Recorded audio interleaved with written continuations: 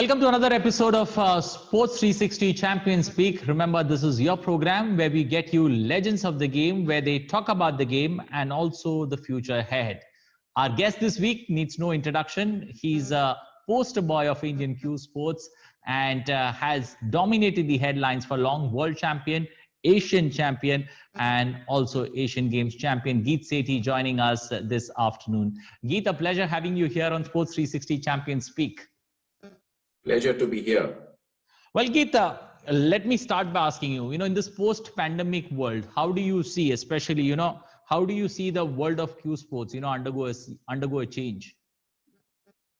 Well, it's a tough time. It's not only Q sport. I believe every sport is undergoing change, as in they have gone through a time where they have been unable to play, they have been unable to practice. Sportsperson need to be out in the field. They need to be out on the play area.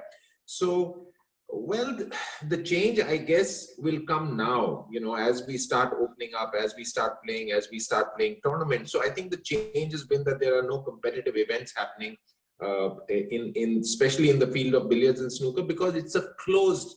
It's played in a very, very closed environment, and the threat of infections rises significantly because of this. So I think that has impacted Q sport a lot. But I believe it's going to be a few months more, and things should be back to normal. But it's been a tough time for all Q sports proponents and all Q sport players. How will you look at your journey? Do you think that you made a comeback? You made a sort of a comeback sometime back. Do we see Geet Sethi back on the green blaze? After in this post-pandemic world when Q Sports once again begins. That's an interesting observation. A small comeback I did do, and now COVID has confirmed that there is going to be no other comeback. I'm going to be 60 in April this year. I think 60 is a good time to retire permanently. Okay. But, somewhere do you feel that, older athletes, as you get older, somewhere do you feel that there is no appropriate age for, either for a sport or for that matter, any expiry date for enthusiasm that you bring to the table?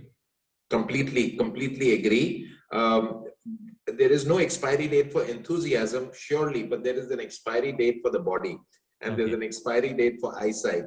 And there's an expiry date for your nerves, being unable to kind of take in the load of competitive stress day in and day out.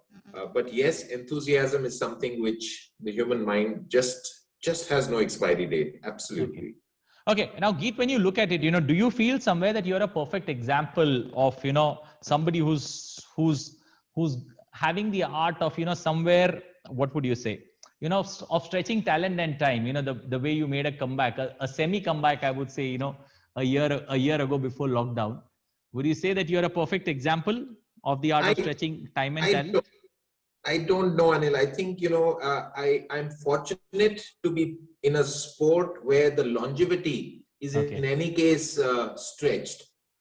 Because of the nature of the sport, one can really compete up to the age of 50 at a fairly at a high level. So I've been fortunate. Whether I'm a perfect example, I don't know. But yeah, I have pulled through for quite a long time, and I'm so happy that I could have done that. It's, for a sports person to keep playing, to be involved in competition up to the age of 55 is so heartening. Is all I can put it.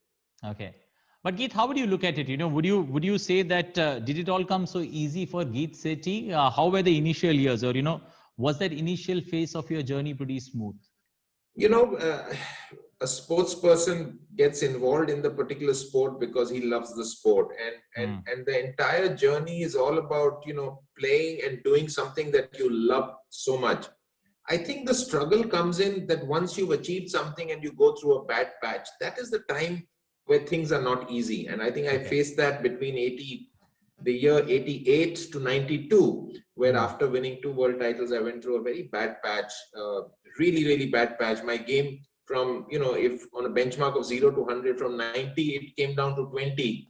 And that was a time where, all kinds of insecurities, questions arose in your mind, will I be able to come back? And that's the time I started playing for 16 hours a day.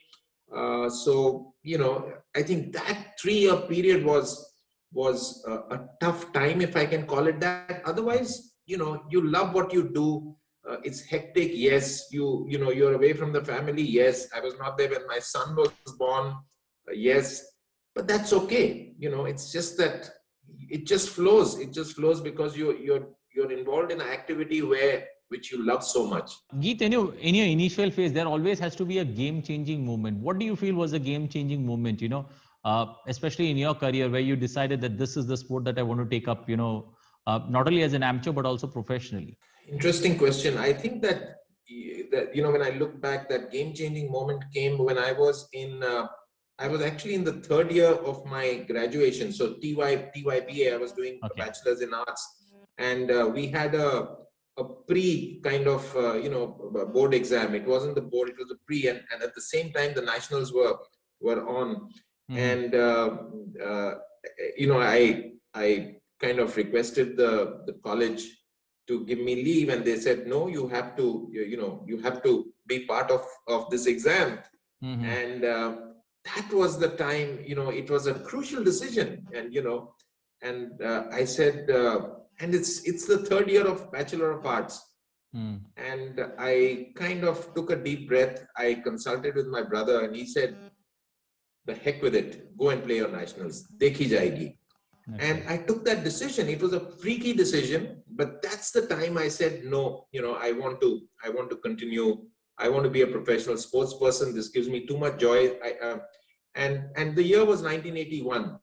And that was the year I won the national billiard title, actually. And the minute I won the senior national title and I came back, suddenly the college was, they were most welcoming, and they said, no problem. Give the board exam. And that's how it went. But it was a very, very defining moment. Okay, Geet, how do you look at the role of a coach? Then and the role of a coach now. Has it gone, a sea change, or would you say it still remains, an integral part of a player's, I would say a repertoire when it comes to having a coach and sticking to a coach, especially throughout the journey? It's a very, very, very important point that you have raised, Anil. When I was coming up, and I'm talking of the 70s, and before that, coaching as a professional activity was just not there in, at least in our country. And all our QS who kind of, who became national champions and then went on, they did it all on their own. It was just that, Wilson Jones would tell Michael Ferreira, son, do it this way. Or, Michael and Wilson would tell me, son, your left leg is, behind, put it slightly in the front. These odd comments would come and I would apply it. But there was no serious professional coaching. And I think that it's a strange thing to say, but I think I could have been a better player, and I could have, achieved more during my youth if I had got professional coaching. And then things started changing. And now look at Pankaj Advani. He had, from his young age, he had a great coach in Arvind Savur. And so right from the beginning, the basics were good. The mentoring was excellent. And see what he's done. He's just gone on to break every record in terms of the number of titles that he's got. So today, the coaching scene in our country is very good. There are coaches in every part and every zone of our country, good coaches who have gone through the whole national circuit, who understand the game technically and the mind. And I think there's been a sea change when it comes to coaching and the availability of coaching for youngsters today in India. Okay. Now, looking at that first, your 1985 World Amateur Billiards title that came your way on debut, the first unseeded player to win it, to win the crown. Was that one of the best moments of your life, or would you say something else? It was an exhilarating moment, absolutely exhilarating moment professionally. I didn't even know what was happening. I was 24 and, I beat a guy who was double my age, who was Michael Pereira at 48 in the semi-finals. And I beat Bob Marshall, who was 3 times my age. And when I went into the World Championship, I was not a contender. I didn't even expect to win. And then there I was with a world title, and very, very distinct, exhilarating moment for me. And yeah, professionally, one of the best moments of my career, sure. Okay. Now, you did make a mention about your moments of despair. How did you pick yourself, or how did you find ways to bounce back, during those moments of despair after winning those two titles, the two world titles? It was like I mentioned, it was an extremely frustrating time, Anil.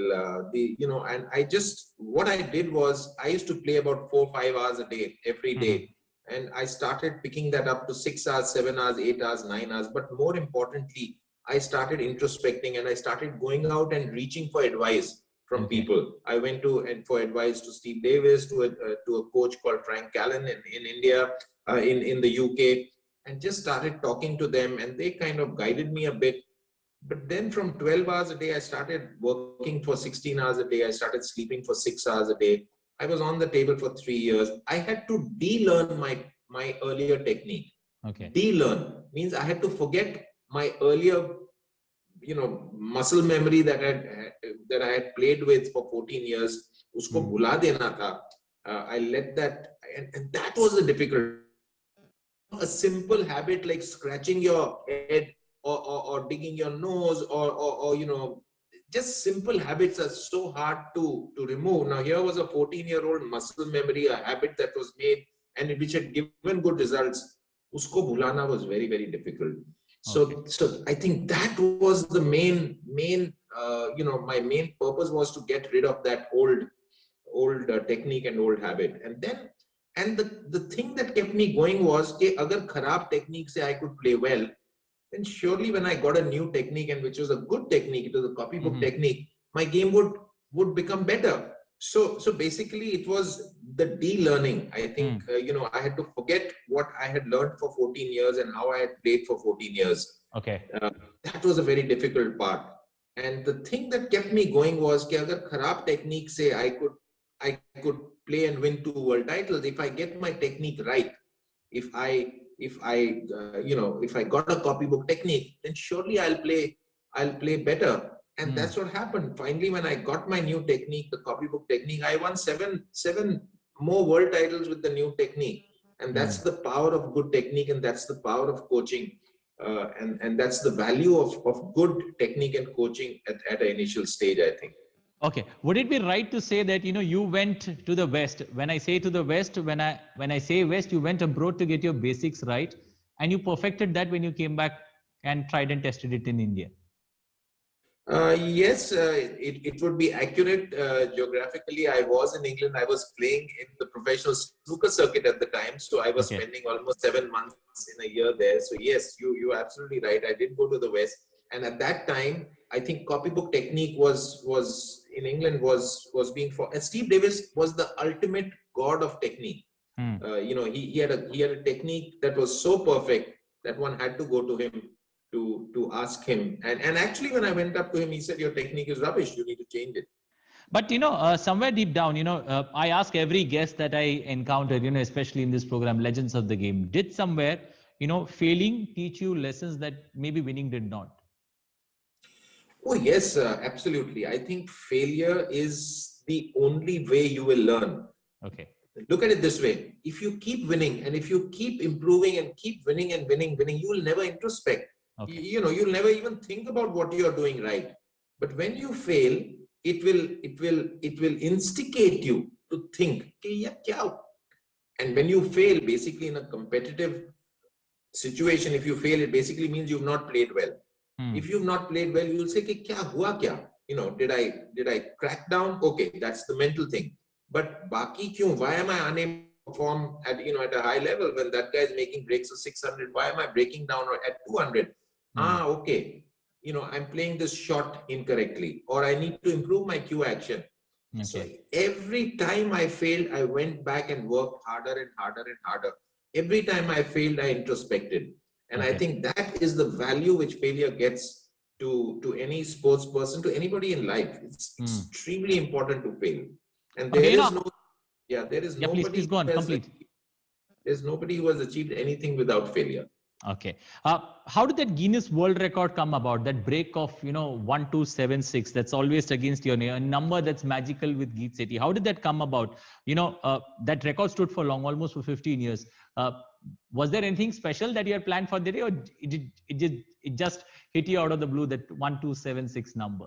So that break actually came after that 3-year period of True. my getting a new technique. So 89 to 92, around 92 January, I had got this new technique right.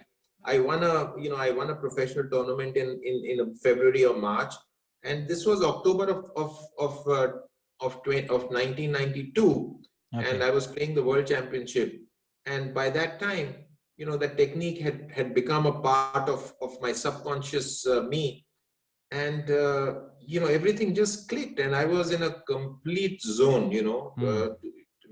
I mean, 1,000 break had not been made in the last 50 years, at least at that time. And in fact, in a world championship, in a professional or amateur world championship, that 1276 is still not broken. People have made it in different other tournaments, but in the world championship, it still stands.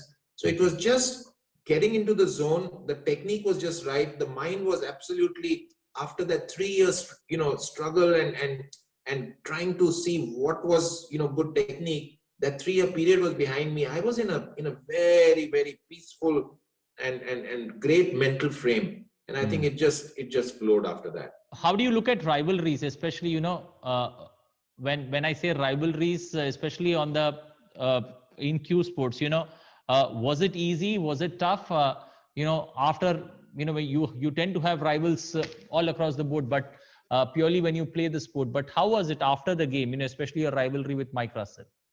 So he was a fierce competitor, Mike Russell, and the entire 90s and the early part of 2000, our rivalry, like literally every tournament we were in the finals together, the semi-finals, and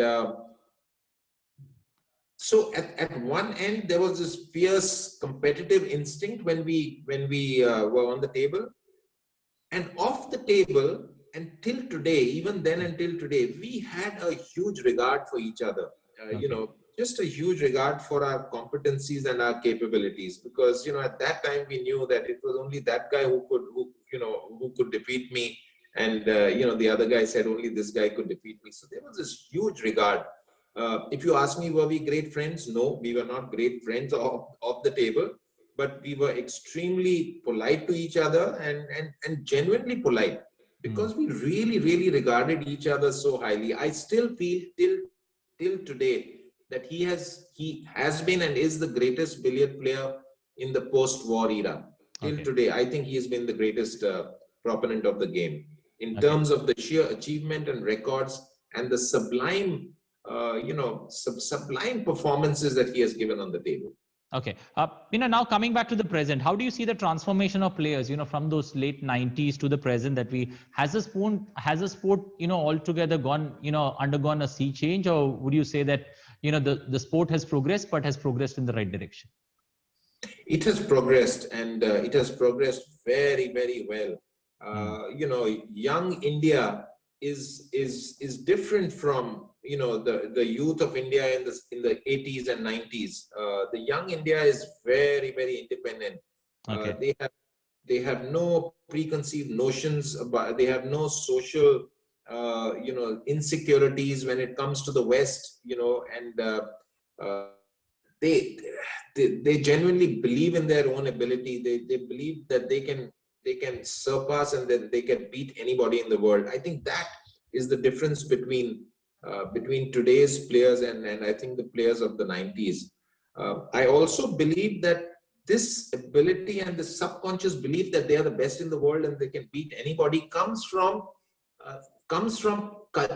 culturally. Wilson Jones started it, Michael Pereira refined it, I kind of took it to another level, and then you have a Pankaj Advani who took it to even another level. So we need to thank our predecessors for the subconscious belief they gave us, at least in our sport.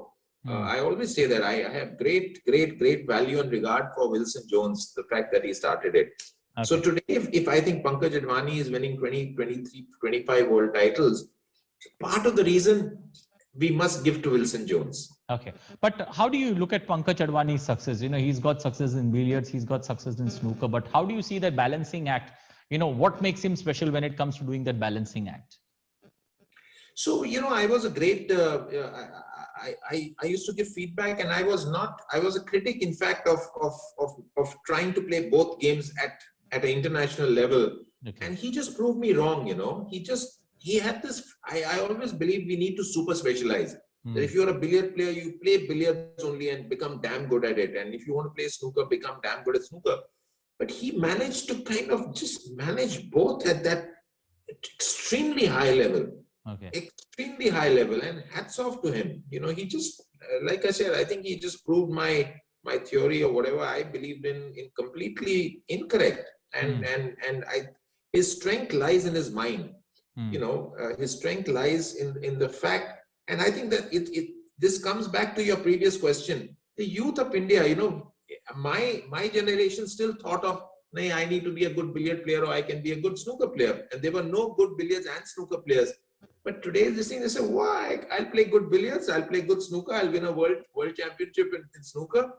That is what young India is. So his strength lies in his fantastic mind. Very, very balanced and mentally very, very strong. Okay.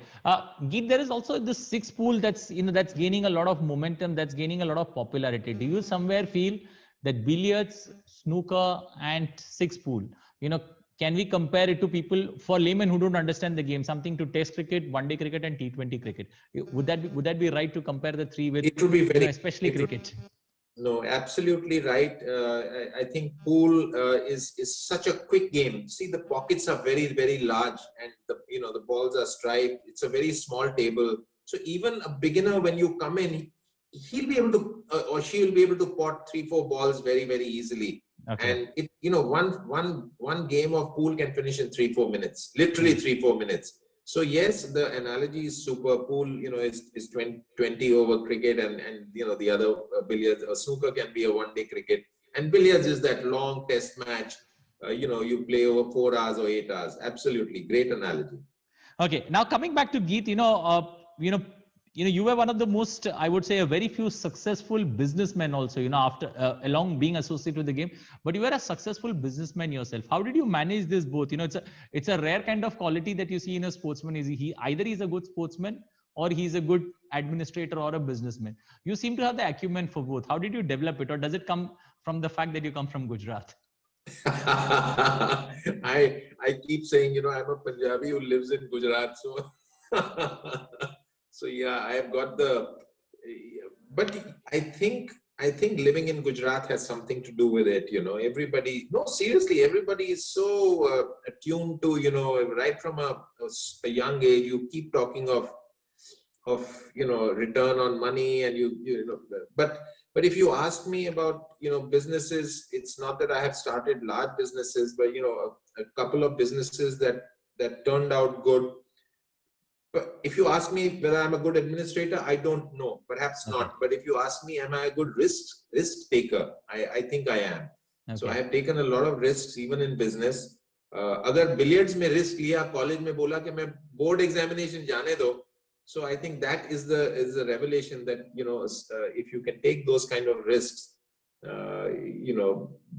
but I believe in delegation, and I think that's what's helped me create perhaps good businesses. It's not that I'm a great administrator myself. Okay. But I am a good delegator.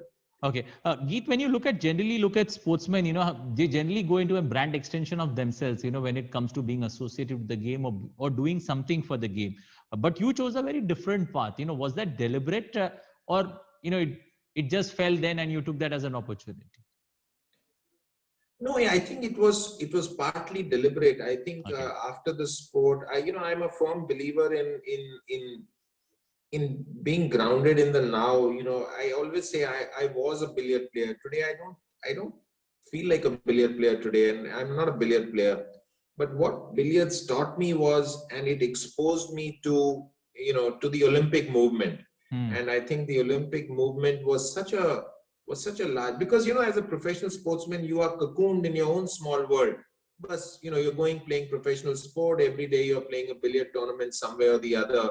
But that Asian Games exposed me to the Olympic movement, and I thought that we needed some inputs into the Olympic movement, and that's how then the idea of Olympic Gold Quest came about. And we started trying to get this organization in place which could assist Olympians and Olympic and sports person who are going out to the Olympics to win medals. And this was in the 90s, early 2000s. At that time, there started a sudden shift even in government, where political will started improving very, very dramatically. And whilst government does 99% of all the heavy lifting, it's sometimes the small things that matter, which we can kind of come in and help. So I think it's a much bigger canvas. The Olympic movement canvas of a country is such a large canvas. Okay.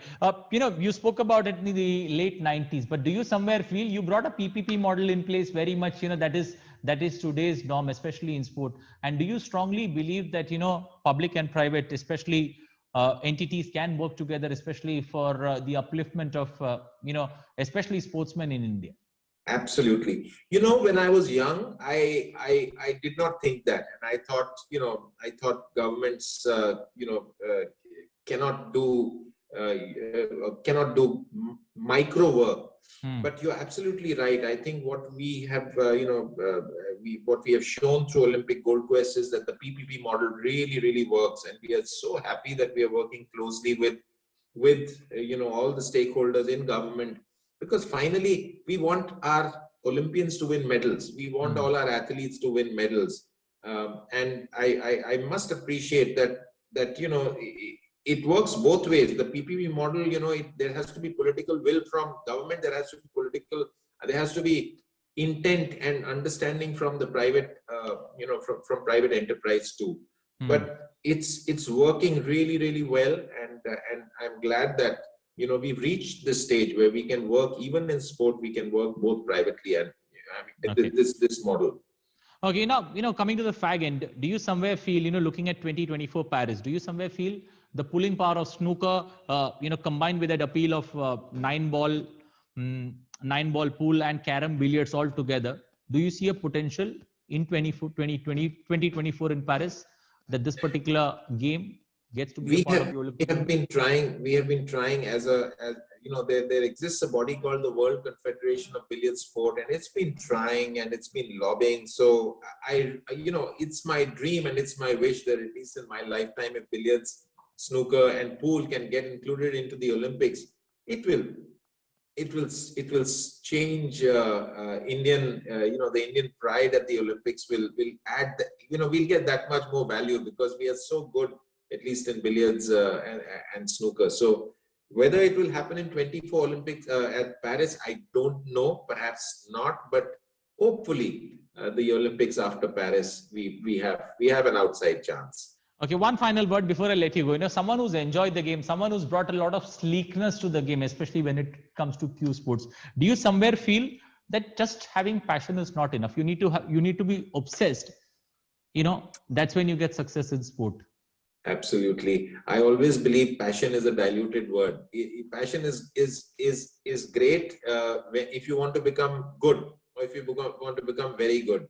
But you need to be completely mad. You need to be obsessed. You need to be completely consumed by your particular activity to really excel at the top end level. Yeah, completely agree with that.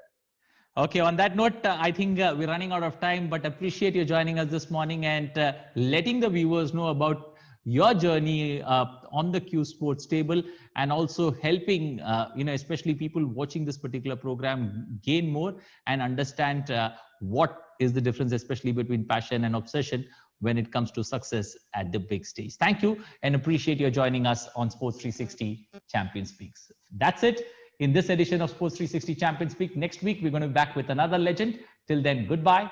Take care.